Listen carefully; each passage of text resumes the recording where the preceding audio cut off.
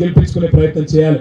ముఖ్యంగా जितने भी हमारे माइनॉरिटी भाई बहन हैं, आप तमाम भाइयों से बहनों से मैं एक बार सोचने के लिए मजबूर करना चाहता हूं, आपको गौर करने के लिए मैं गुजारिश करता हूं।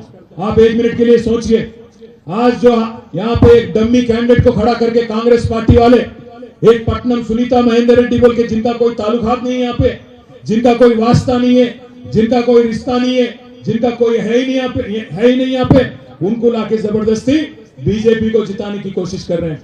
ना सिर्फ मलकाजगिरी में बल्कि सिकंदराबाद में, सेवल्ला में, बहुत जगह आज छोटे भाई रेवंत रेड्डी बड़े भाई को आभारी हो गए, इसलिए उनकी आज जीत के लिए कोशिश कर रहे हैं। आप देखिएगा, एक मिनट सोचिए, एक मिनट, रेवंत रेड्डी जो आदमी है किसके लिए काम कर रहा है? राहुल गांधी के लिए काम कर रहा, मोदी के लिए काम कर रहा। राहुल गांधी बोलता ऊपर दिल्ली में चौकीदार चोर है, चौकीदार बोलते कौन है? चौकीदार అంటే ఎవలే? చౌకీదార్ చోర్ హై అంటాడు రాహుల్ గాంధీ। మనోడు ఏమంటాడు? ఇక్కడ ఉన్నాడు నరేంద్ర మోదీ हमारे बड़े भाई। అక్కడనేమో రాహుల్ గాంధీ అంటాడు గుజరాత్ మోడల్ బక్వాస్ అంటాడు।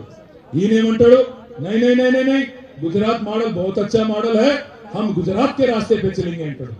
राहुल गांधी अंटाడు अदानी फ्रॉड है, अदानी चोर है अंटाడు।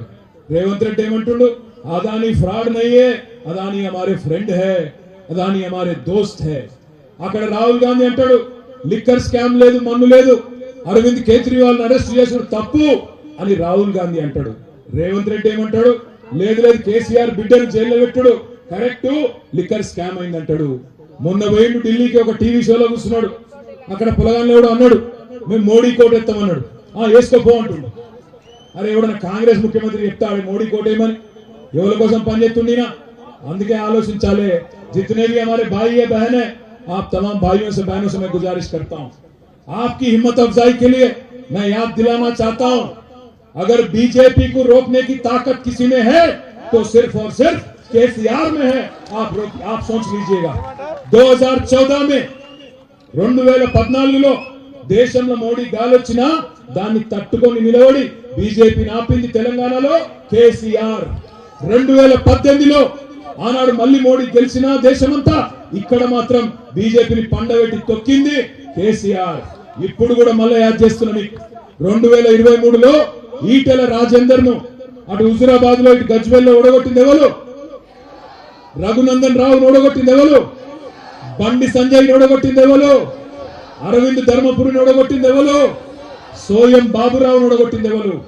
మరి బీజేపీని ఓడగొట్టే దమ్ము లేని కాంగ్రెస్ కోట్లేసి खराब చేసుకుందామా? ఆలోచించండి, ఆగం కాకండి।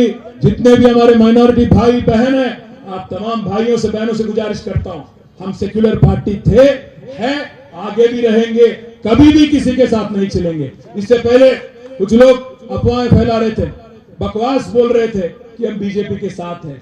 अगर बीजेपी के साथ बीआरएस होती तो आज केसीआर की बेटी को ले जाके जेल में रखते क्या? आप एक मिनट के लिए सोचिए, मजबूर करता हूं आपको सोचने के लिए।